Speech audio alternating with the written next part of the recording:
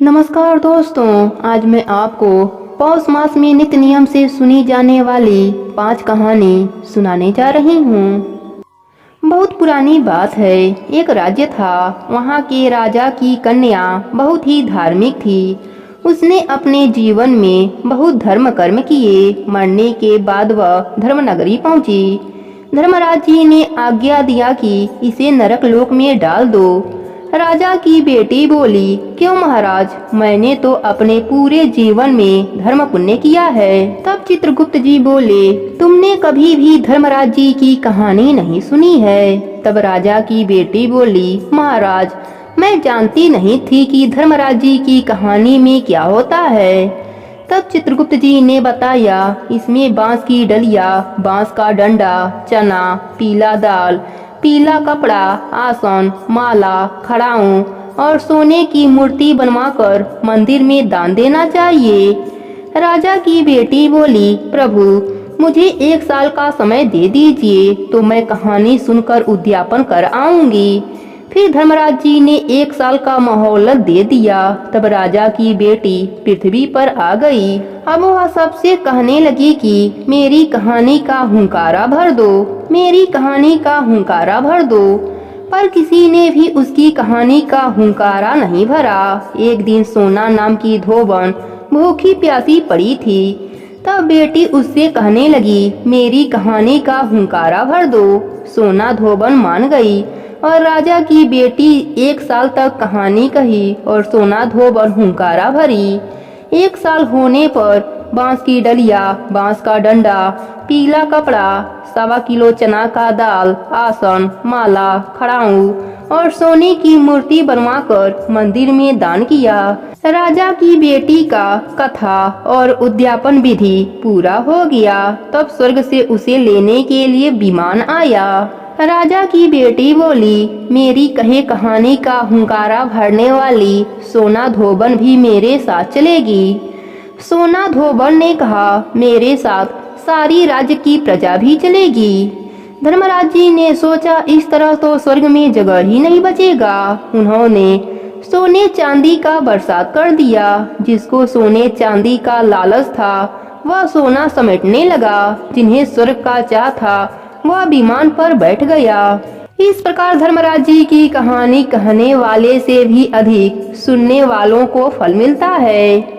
हे धर्मराज जी, जो इस कहानी को कहे, सुने या हुंकारा भरे, उसे भी स्वर्गलोक का वास देना। प्रेम से बोलिए धर्मराज जी की जय हो।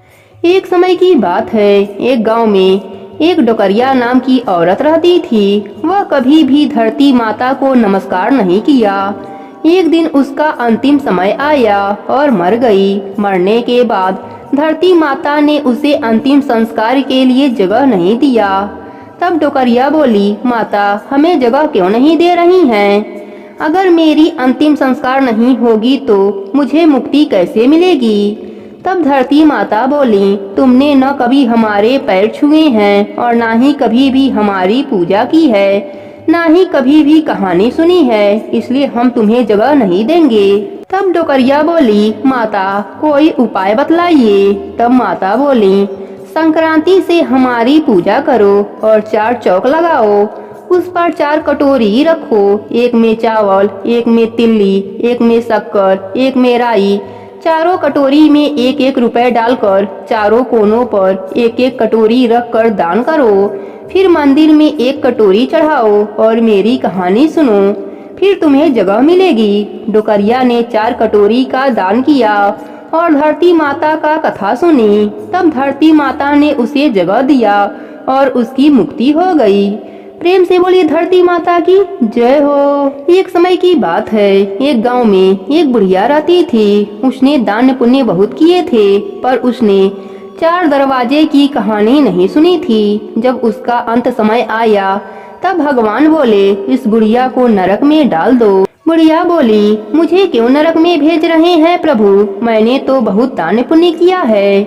तब भगवान बोले, तुमने 4 दरवाजे की कहानी नहीं सुनी है। बुढ़िया बोली, प्रभु, मुझे 1 साल का समय दे दीजिए तो मैं 4 दरवाजे की कहानी सुनकर आऊंगी। भगवान ने उसे 1 साल का मुहल्लत दे दिया तो उसने धरती पर आकर सबसे पूछा कि 4 दरवाजे की कहानी क्या होती है। तब एक पंडित जी ने उसको बताया कि चांदी की 4 दरवाजे, 4 लड्डू और 4 फल जल छिड़क कर मंदिर में चढ़ाओ और कहानी सुनो। बुढ़िया ने पंडित जी द्वारा बताई गई सारे उपाय किए। तब स्वर्ग से विमान आया और बुढ़िया स्वर्ग को गई। वहाँ पहला दरवाजा खुला तो उसमें गंगा जमुना बह रही थीं। बुढ़िया नहाई धोई। दूसरा दरवाजा खुला तो उसमें ठाकुर जी बैठे हुए थे। बुढ़िया ने खूब सेवा पूजा की। तीसरा दरवाजा खुला तो उसमें 56 भोग थे। बुढ़िया ने खूब भगवान का भोग लगाया, सबको खिलाया और खुद भी खाया। चौथा दरवाजा खुला तो उसमें मखमली शेष था। बुढ़िया उसमें आराम से सोई। भगवान जी बोले, बुढ़िया अम्मा, स्वर्ग में सुख है या दुख है? बुढ़िया बोली, स्वर्ग जैसा सुख कहाँ मिलेगा। हे भगवान जी, जैसे आपने बुढ़िया को स्वर्ग दिया वैसे ही इस कहानी को कहने वाले, सुनने वाले और हुंकारा भरने वाले को भी देना। एक समय की बात है, एक राजा थे। वह बहुत दान पुण्य करते थे। एक दिन उनकी मृत्यु हो गई। मृत्यु के बाद वह धर्मनगरी पहुँचे। तब चित्रगुप्त जी भगवान ने पूछा, पहले तुम पाप का फल भोगोगे या पुण्य का फल भोगोगे? तब राजा ने पूछा, हमारा पाप कितना है और पुण्य कितना है? तब चित्रगुप्त जी बोले, तुम्हारे पाप कम हैं और पुण्य अधिक है। तब राजा बोले, हम पहले पाप भोगेंगे। तब उनको नरक में डाल दिया गया। अब नरक में पड़े पड़े बहुत दिन हो गए। तब राजा ने एक दूत से पूछा कि हमको नरक में पड़े बहुत दिन हो गए हैं, हमारा पाप तो थोड़ा था।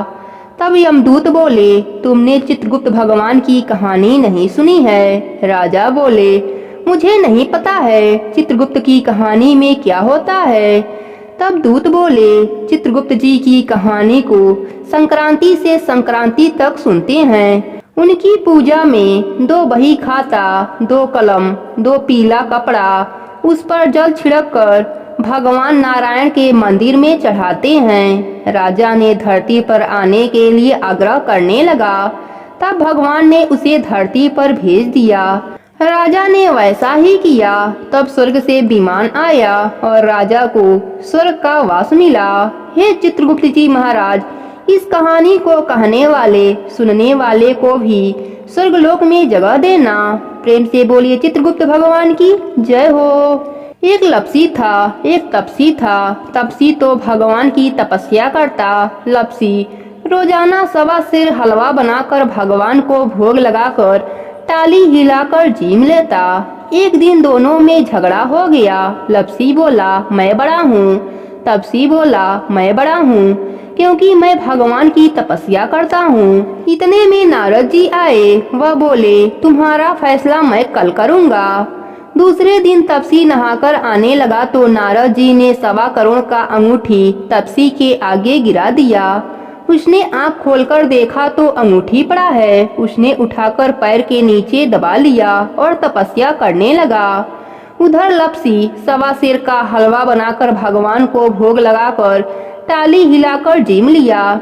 इतने में नारद जी आए और दोनों को अपने पास बैठाए। दोनों से पूछने लगे कि कौन बड़ा है। नारद जी ने तपसी से कहा कि अपना पाँव हटा। पाँव हटाते ही अंगूठी निकली। तब नारद जी बोले कि अंगूठी चुराने से तेरी तपस्या भंग हो गई है, इसलिए तुझसे बड़ा लपसी है। तपसी कहने लगा कि मुझे मेरी तपस्या का फल कैसे मिलेगा। तब नारद जी बोले, तेरी तपस्या का फल नित्य नियम करने वाले देंगे। तब तपसी ने कहा, वह अपना फल मुझे क्यों देंगे। तब नारद जी बोले, वह सारे लोग नित्य नियम की कहानी सुनकर तेरी कहानी नहीं कहेंगे तो वह फल तुझे मिल जाएगा। धोती देकर अंगोछा नहीं देंगे तो वह फल तुझे मिल जाएगा। सीधा देकर दक्षिणा नहीं देंगे तो वह फल तुझे मिल जाएगा। ब्राह्मण जिमाकर दक्षिणा नहीं देंगे तो वह फल तुझे मिल जाएगा। इतना कहकर नारद जी चले गए। तभी से सभी व्रत की कहानी सुनने के बाद लपसी तपसी की कहानी सुना जाता है, जिससे कि व्रत कथा सुनने का पूरा पुण्य प्राप्त हो सके।